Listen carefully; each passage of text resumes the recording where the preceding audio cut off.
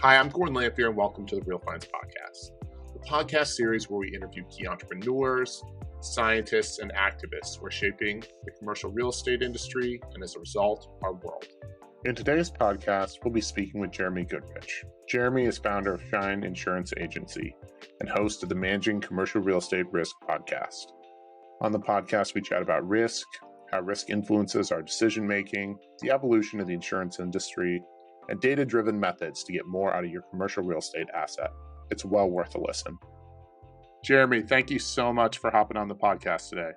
Gordon, it's a pleasure. Really excited to chat with you and with your community about risk management and how we can really make great decisions in our real estate world.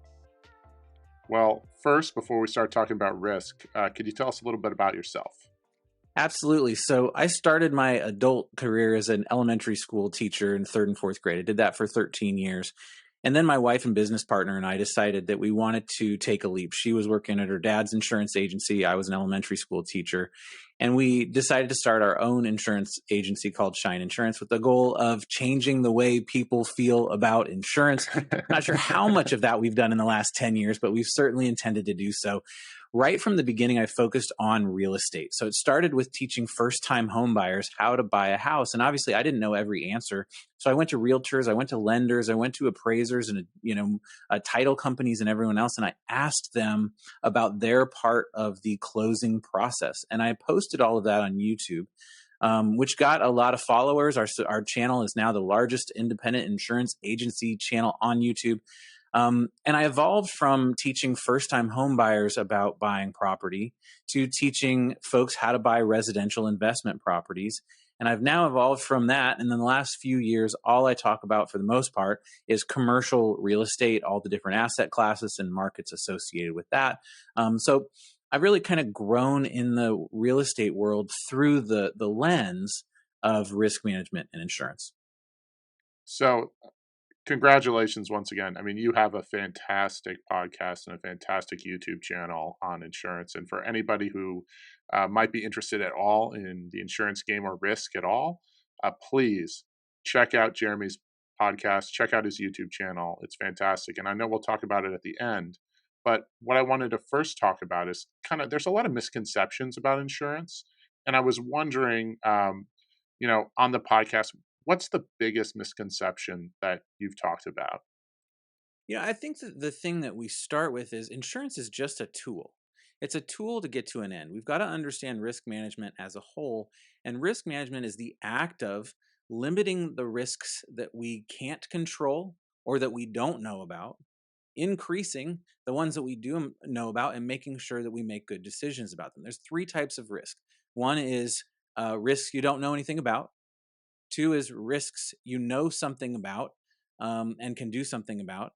And the third is risks that you didn't realize were there until it was too late. So what we're trying to do is avoid that third one. We want to, if there's risks that you can't do anything about, like for example, if you're investing in a market that has a large military base as its primary source of people coming to that area, that may be a really high risk decision if you're going to go into a 300 unit apartment complex and buy that, right? You have only one employer in the area. That's a risk you can't control. And so you have to make a decision on the front end. Am I willing to take that risk or not? For me, I don't want to invest in that kind of situation. That's an external risk, right? Internal risks are things that we figure out like in the due diligence process. So we're going through, looking at the property, seeing if the sewer line is good, seeing if the neighborhood makes sense for the investment strategy we have, seeing if there's property management that can handle it, what we're doing, and so on and so forth. If there's anything in there, the property management is wrong, say, we could maybe bring in a different property manager. Those are the things we can change. But the most dangerous risk is that stuff that you could have changed if you'd known about it, but you didn't know about it, and so you're stuck with it. So you've had a lot of memorable and impactful stories on your podcast. I was struck recently by one. I believe it was a chopper pilot that did very high risk maneuvers, and so what's the most impactful stories or podcasts that you've had on talking about risk, so that our users could get a taste for kind of how your podcast works?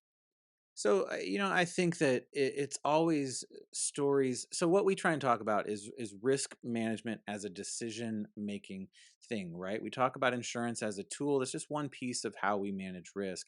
But when you talk about that helicopter pilot, that's a great example, right? Like when you are flying into a war Yeah. zone, Oh, yeah. and you're starting to land and the dust and dirt is coming up around your helicopter, you don't have visibility anymore. What is it that you do to make sure that you can land that plane? You can manage the risks. So one thing he said on my show that I really loved is before you even take off in that helicopter, you want to mitigate, you want to get rid of as much risk as possible. Can we go at night instead of during the day? Can we go when it's rained as opposed to when it hasn't rained for a long time, right?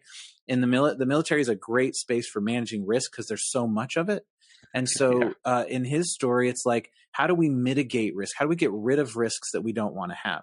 But at some point, you have to take action, even if there is risk associated. You've got to lift that helicopter off the ground. You got to go and try and get those folks out of the situation they're in, right?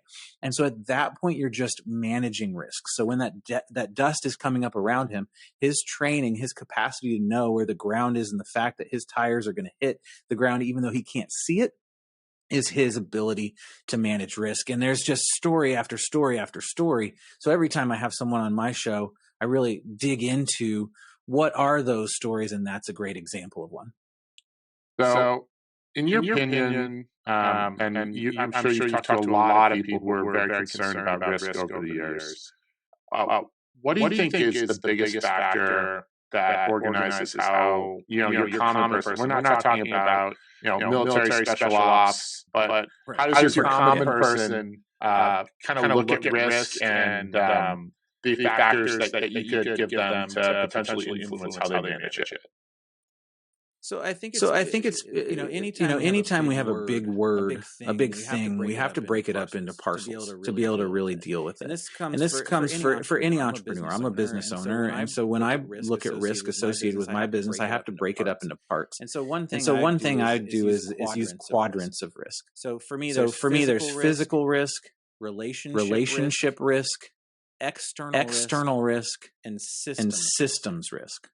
And so now I've And so now started I've started to break risk risk into things I can manage. Well, physical risk. Okay, that's the building. That's someone getting injured. That's my cars. That's all the physical stuff.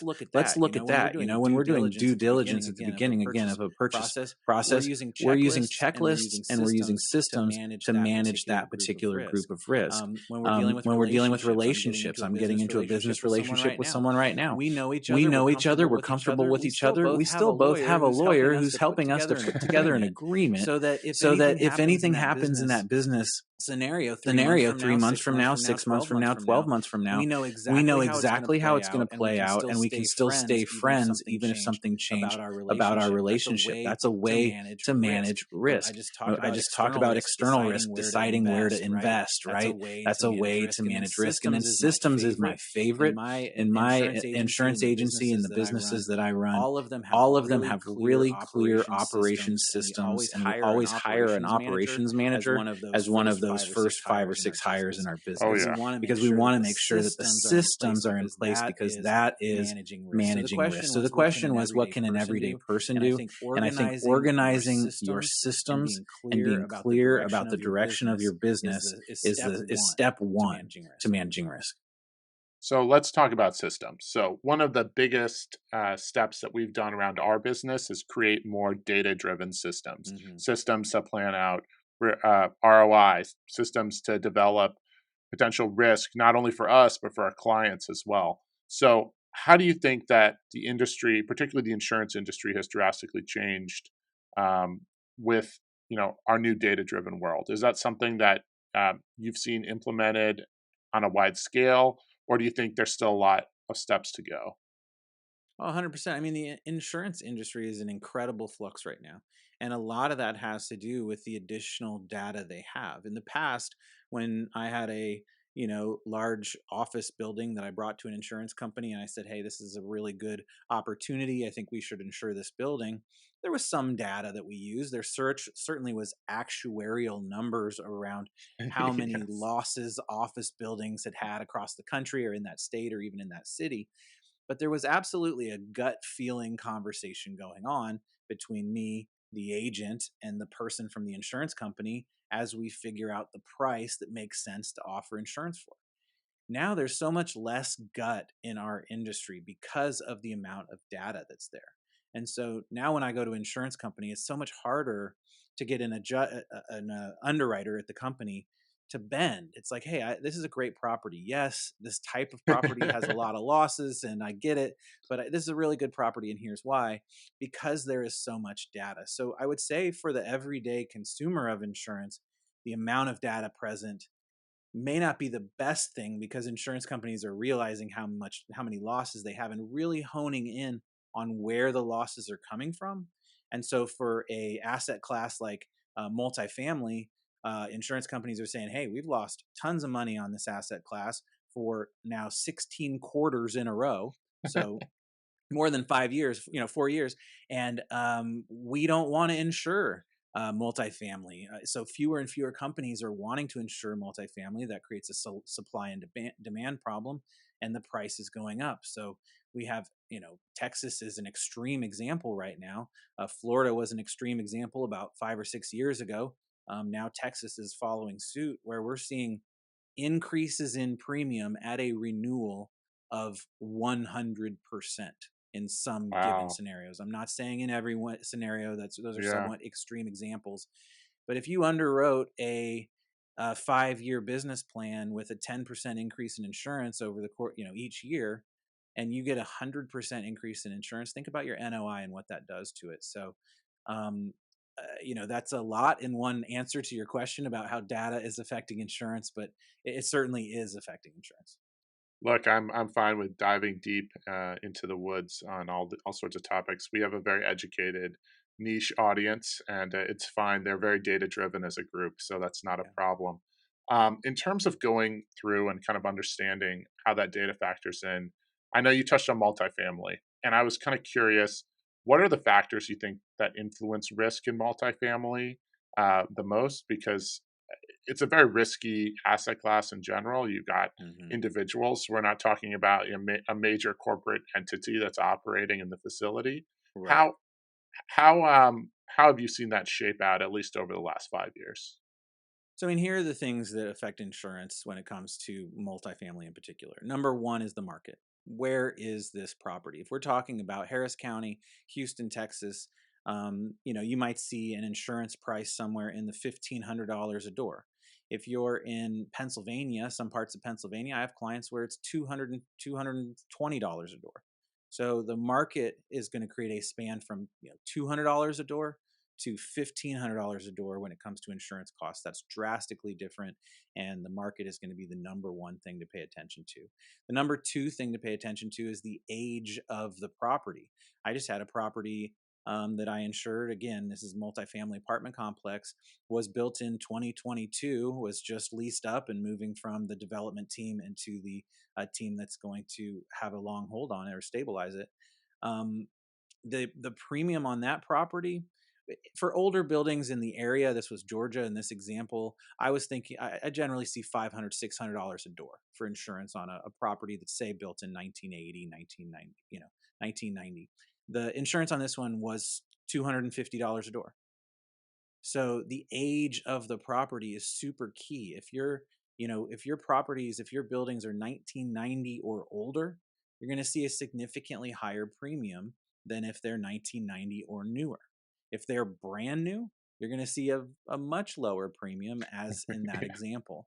So I would say the type of property is the age of the property is the second one. Obviously, the occupancy is going to be a big deal. If you've got a vacant property, that's going to be a lot more expensive insurance-wise than a completely leased up property.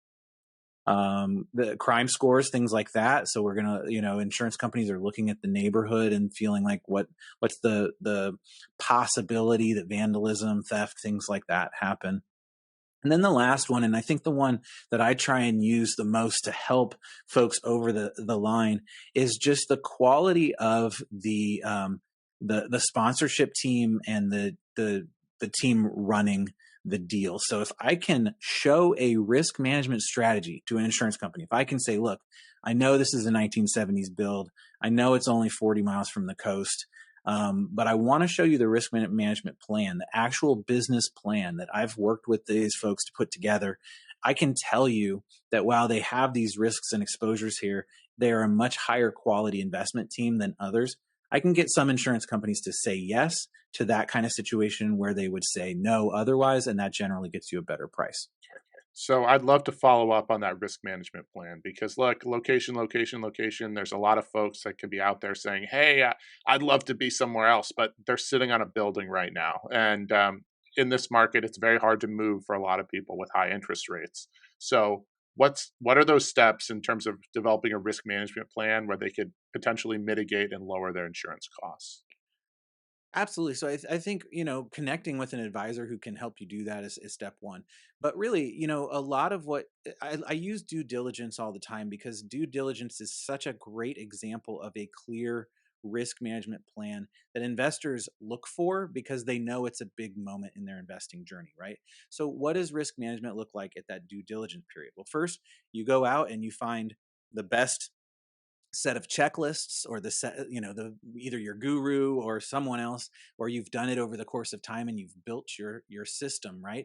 You have checklists, you have a process, you go through everything, you make sure you get leases, you make sure that you see all those things. So without getting way in the weeds of the details, that is a part of it, is just analyzing a property and understanding where the exposures are. Are my stairs safe? Is my lighting safe? Are my exits safe? Have I chosen as a property owner to, put stopgap stuff over the stove or oven? So if it senses this, I don't remember what that's called. I'm blanking on what that's called. But you could. I have apartment clients who have that over every stove. I have a fire extinguisher in every property? Do I have lighting in my hallways? This is all really simple stuff. But if you don't have a checklist, and then if you don't ask your property management team to review it on a quarterly basis, then you're going to have problems. And what I do with my clients is every 6 months, we review our risk management strategy that is essentially a checklist of things that we believe are important for our properties. And we make sure that, hey, if we had problems in the past, we're working on those. If we have units, HVAC units, things like that need to be turned over, we're dealing with those. If we had safety issues, we're dealing with those. So I could go on and on about the details, but I think that gives your listeners a sense of, your risk management strategy is essentially a checklist of things you either are going to do or are doing on a consistent basis to maintain a property, to keep it safe, and to avoid significant claims either by, physical damage or by someone tripping and falling and hiring a personal injury attorney and suing you for hundreds of thousands of dollars. Look, I think that very much does. I'm going to say, from my perspective, as somebody who, we have 50 properties under management right now. This really, a lot of times, falls on the shoulders of your asset management team. And if you don't have an experienced team, you need to go out and hire a consultant and a specialist to go out there and do it because you're leaving money on the table, if not on the leasing side, on the insurance side, right? So, in terms of going down that road, one of the things that I know our asset managers have really struggled with in the past, gosh knows, the last 3 or 4 years have been crazy with COVID. It How has COVID affected the insurance market in terms of properties? Because from our end, we've seen definitely a little bit of craziness, but it certainly could be managed. I'm curious, on the insurance side, what have you seen? I mean, COVID had a pretty limited effect as compared to, say, climate change, which is having an incredible effect. I think, one of the specific things that happened early in COVID is our closures associated with COVID covered on your insurance policy. Now, for real estate investors, not quite as a big, well, it was certainly retail and office investors where, you thought you had an occupancy of a certain kind and then suddenly you don't have that anymore because sorry, you don't have that anymore because, people aren't in the office anymore or you're not having retail exposure. The answer to that question is a resounding no. Your insurance policy does not have coverage for closures associated with COVID. And there were a fair amount of court cases that played that out. If COVID had been covered by insurance, the insurance industry would have crashed and we wouldn't have an insurance industry anymore. But yeah, so not as much COVID. What we're seeing a lot is really the effect of climate change, the increase of high level storms. In the past, you would expect to have a Category 1 type storm come through a given space once every, or even just the United States, once every 5 years, 3 to 5 years, we would see those really high level storms coming through. Over the past 4 years, we've had one every single year. You can say whatever you want about where that's coming from, but that's an actual result that's happening, and insurance companies are exposed. The freeze of 2021, the February freeze of 2021 in Texas, where the power grid went down, Oh the yeah. largest property claim in the history of the world was, that claim, significantly larger than any other claim. That's why we're having what's going on in Texas with property losses right now. So COVID, not a huge effect on the insurance world, but certainly other things are playing in. So I want to touch back on the on climate change and how it's affecting insurance, but I just have a funny little quirk with the Texas freeze. Our website has a little passage about pipes freezing and how to deal with it for commercial properties. Yeah. And we saw website traffic increase 1,000% Yeah. for about 5 days during the Texas freeze, and I was getting calls nonstop from Texas property managers saying, "I've never seen pipes freeze before. What do you do?" And being a lifelong Midwesterner, there were some easy answers on my end. But Yeah. In terms of climate change and how that's affected the markets and the insurance markets, I wanted to dive into: are there meaningful steps that we can take as property owners or investors, besides maybe saying, "Hey, we don't want to buy that house right on the beach in Florida"? Are there steps that folks can take, or is it mostly location, location, location? It's a great question. I mean, Neil Bawa came on my show, and you're data driven. I don't know if you've had him on. He's very data driven, and he talked about climate change, and he said it doesn't matter what your opinion is about climate change. If the population believes that a given market is going to be affected by climate change, as an investor, you have to respond to that, because the market is going to change. It's sort of like, the stock market. When someone gets scared by, say, a bank crashing, other things come from that. It's not necessarily that there's any problem with regional banks at all, but people get scared, they feel a feeling, and they start to create a behavior associated with that feeling, and now you as an investor have to respond to that. And I think that's true in the commercial real estate world as well. So when you're investing in an area, really understanding people's perception of climate change around that space is super important. As far as what you can do for your properties as an investor, it comes back to that if you're keeping your properties up, if you're making sure that your roofs are replaced when necessary, that you don't have 30-year-old roofs on a bunch of properties, if you're creating those safety things around your property, once you own a property in a heavy hail storm area, you own it, right? And I think that you just have to do the things you can to thoughtfully use your capital to invest in a property in a way where you don't end up with, $1 million losses and things of that nature. So you're a Midwesterner. I can see you're a Hoosier. Yeah. One of the things, that we can't control where tornadoes go, but one of the things that affects a lot of Midwestern properties is flooding.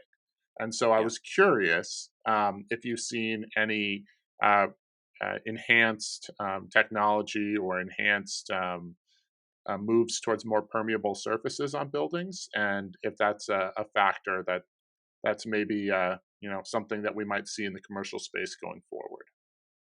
I haven't seen it. I can speak from the insurance side on flooding, as far as on, outfitting properties to navigate flood, especially properties that are maybe in lower areas. I have not seen a ton, nor could I speak from an expert perspective on it. What I do see with a lot of flood from an investor perspective is really how insurance navigates that. And just realizing when you're investing in a property, if it's in a high risk flood zone, your lender is going to require you to carry flood insurance.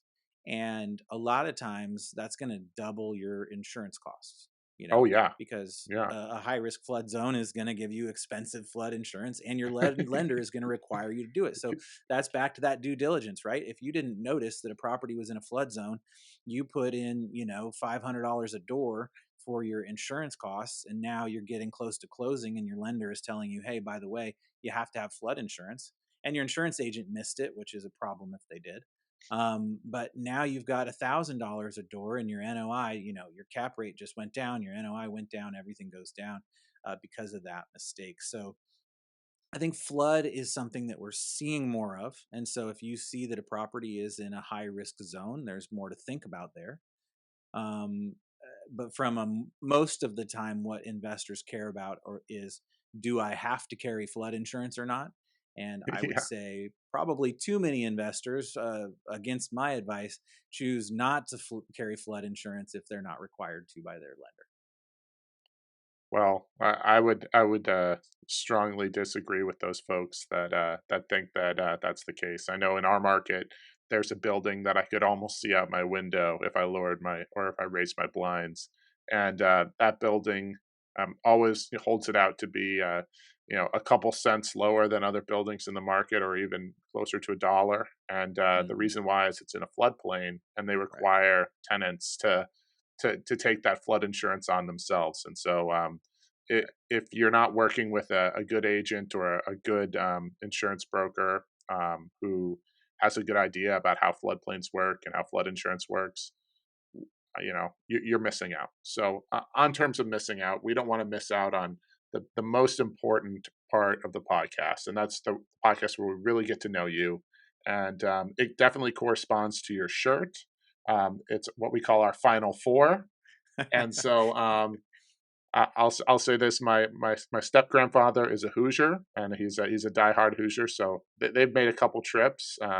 Myself, I went to St. Mary's College of Maryland, and we've made a couple trips in the Maryland world a couple times, but certainly my tiny little state school has not. So in terms of the final four, our favorite question, or one of our favorite questions that we like to ask, is where do you see the future of commercial insurance going? Because I, you're better situated than most to inform us. And what do you see maybe 5 or 10 years out?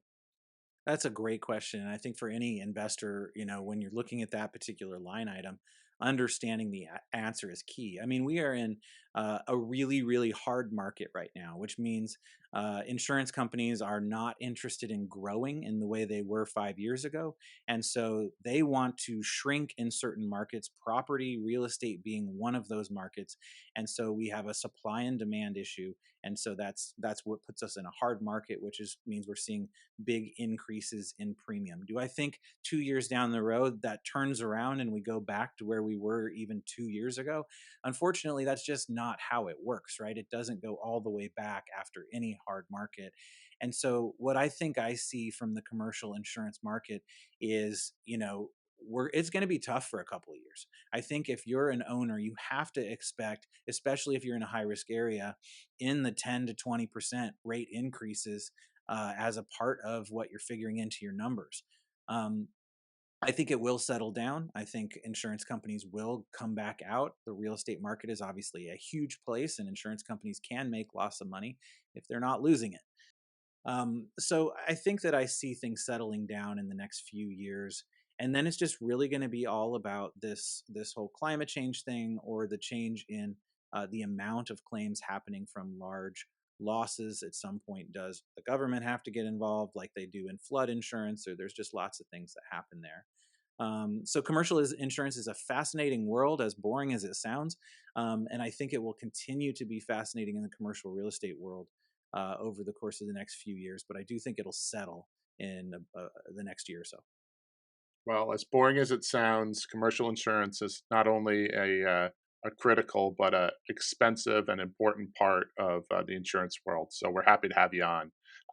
In terms of going on and moving on to another favorite question of mine, we've looked forward. Now it's time to look back. So, Yeah. Jeremy, looking back and saying, if you had a chance to talk to your high school self as they're leaving, what would be, your 1 minute spiel, your 1 minute little bit of advice you could give? It's funny. I remember being 21 in college and being like, man, when I'm 25, I'm going to have it all figured out. I'm so excited to have it all figured out when I'm 25, and I'm 46 now and I still don't have it all figured out. I think be clear in your approach, in your systems, and your ethics.